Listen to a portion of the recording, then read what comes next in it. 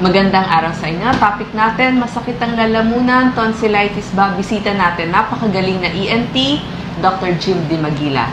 Doc Jim, sa ating mga Hi, nanonood. hello ho. Yes. Doc Jim, marami sabihin, masakit lalamunan ko, tonsillitis na kaya ito. So, paano nyo malalaman kung sore throat lang or tonsillitis na pala? Okay. Yung tonsillitis actually, pag sinabi natin tonsillitis, ibig sabihin mo niyan is that yung tonsils natin sa lalamunan or sa bibig, no? Siya yung namamaga at siya yung nag-i-infect. Pag sinabi nating sore throat, maraming pwedeng dahilan ng sore throat. Pwedeng viral infection, pwedeng bacterial, pwedeng na-irritate. So, actually common question ito sa mga patients namin na naoperahan na ng tonsils, no? Sabi nila, Doc, bakit may tonsillitis pa rin ako? Naoperahan na ako sa tonsils. Wala na ako dapat tonsils. Pwede pa rin magkaroon ng throat pain or sore throat kahit na naoperahan ka sa tonsils because pwede namang maapektuhan yung ibang parts doon sa lalamunan natin. So, pwede yung wall sa likod ng throat natin or pwede mismo yung palat natin or pwedeng yung sa ilalim, no? Maraming parts doon sa throat natin na pwedeng magkaroon ng infection at naapektuhan. Okay. Pangalawang tanong nila, masakit. Antibiotics po ba agad? Or ano ba yung first step na gagawin sa bahay? Okay. Definitely, huwag muna antibiotics kaagad. Lalo na kung first day pa lang, tapos medyo masakit lang ng konti. The first thing you should do is pagpahinga yung lalamunan. Avoid talking muna unnecessarily. Pwede tayong mag-saline solution gargle. Ibig sabihin yung asin, tsaka maligamgam na tubig or warm water. Gargle lang natin. Gano'ng karaming asin? Isang kutsarita, or 1/4 teaspoon lang, kutsarita? Actually, pwedeng one spoonful, Doc, pwede. in warm water. Pwedeng 1 spoonful in warm water or kung sobrang alat naman nun, pwede tayo mag 1/4 ho. Okay, tapos matagal? Like ilang seconds? Siguro mga 30 seconds, okay na ho yun. Okay, Wag naman yung dura. sobrang tagal, tapos spit out. Okay. Tapos if that doesn't work, siguro day 2, iwasan muna yung mga nagkukos ng irritation na pagkain. May mga patients ako sinasabi na, Doc, chocolates or ice cream or matatamis or nuts. Although strictly speaking, hindi naman talaga yung mga matatamis nagkukos ng tonsillitis.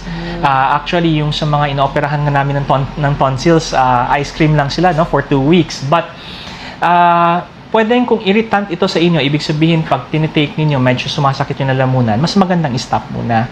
Tapos pwede tayong mag over-the-counter na gargles tulad ng Listerine, pwedeng Bactidol, pwedeng Orahex, kung ano yung mga gargle natin na over-the-counter, or Povidone iodine na gargle. Gano'ng katagal po nag-gargle?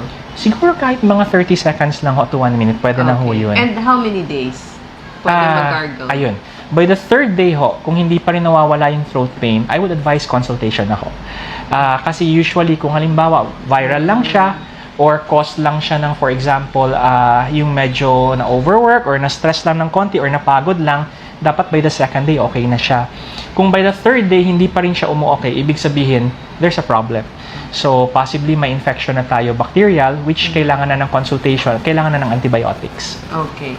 Halimbawa po, Dr. Jim Di Maguila, Yes, ho. nakita nyo naman, magana talaga, nasilip nyo sa salamin, may maga, minsan may nana pa. Nakakahawa ba ang tonsillitis? Halimbawa, magkakapatid. So, mahahawa ba niya yung kapatid niyang bata? Yes ho, mataas ho ang possibility. Because ho, yung bacteria, it could be because of the bacteria na medyo transmissible siya. So, pwedeng mahawa yung mga kapatid. Although there are some cases na hindi ganun ka nakakahawa kasi medyo malakas yung resistance ng ibang mga nasa bahay. Pero mataas ho ang possibility na kapag kayo ay may bacterial tonsillitis, pwedeng makahawa talaga. So, I would recommend iwasan muna mag-share ng utensils. Pati yun, ihiwalay pala yun. Ihiwalay yung mga baso. Di ba, minsan, magkapatid naman, kaninong baso to? Sa kapatid mo, kukunin mo, iinumin mo na. So, yun pala yung kapatid mo may tonsillitis, so pwedeng mahawa ho. Pwedeng mag-introduce tayo ng bacteria. Okay. Yes, so. Tapos, meron namang mga tao, nakikita, laging may mga food debris o yung mga naiwang pagkain dun sa lalamunan nila. Tapos napansin nila, may butas-butas pala dun sa lalamunan nila. Paano nililinis yun? And nagkukos ba ito ng bad breath? At dun sa mga may bad breath, ano ba ang nire-recommenda ng mga ENTs? Okay. Actually, yung tonsils natin, meron talaga siyang butas-butas. These are known as crypts, no? Part talaga siya ng anatomy or yung paano ginawa yung tonsils natin. Usually, nasa mga 6 to 20, no? Ang sabi ng libro, ng mga butas-butas. Ang purpose niyan is para pag may pumasok na bacteria, dun siya papatayin, dun siya itatrap, no? Pero yung problem kasi dun sa crypts din is that pwede siyang maipunan ng pagkain. Pwedeng dun naipon yung mga food debris. So, minsan kapag naipon yung food debris, wala namang throat pain, pero pag open ng mouth, ayun, nakikita maraming puti-puti. Hindi pa siya naging tonsil stone, okay? Ibang usapan yun. Ngayon, kung ang pwede niyong gawin is that you could use gargle, okay? Gargle, or may mga binebenta na over-the-counter na spray. You could use it for that.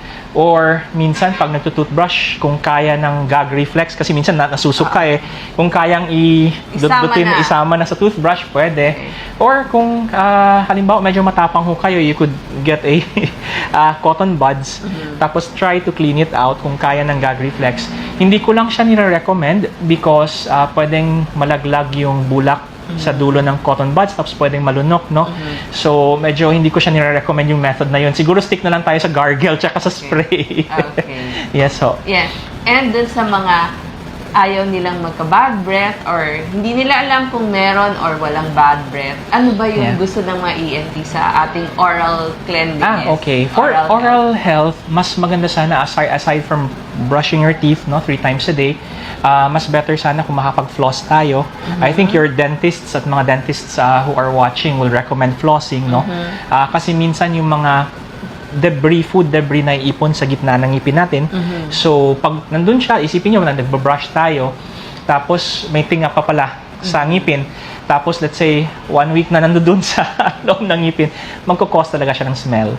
So, frequent flossing in between the teeth, mas maganda din sana twice a day. Morning tsaka evening, kung hindi kayang twice a day, kahit in the evening, at least once a day na flossing. Bukod dyan, we can do our gargling, no? And of course, if may smell pa rin, doing everything na maganda na yung dental hygiene natin, maganda yung oral hygiene, we can look at ibang causes. Pwede kasing may acid problem, acid reflux problem, no? That's causing the bad breath ho.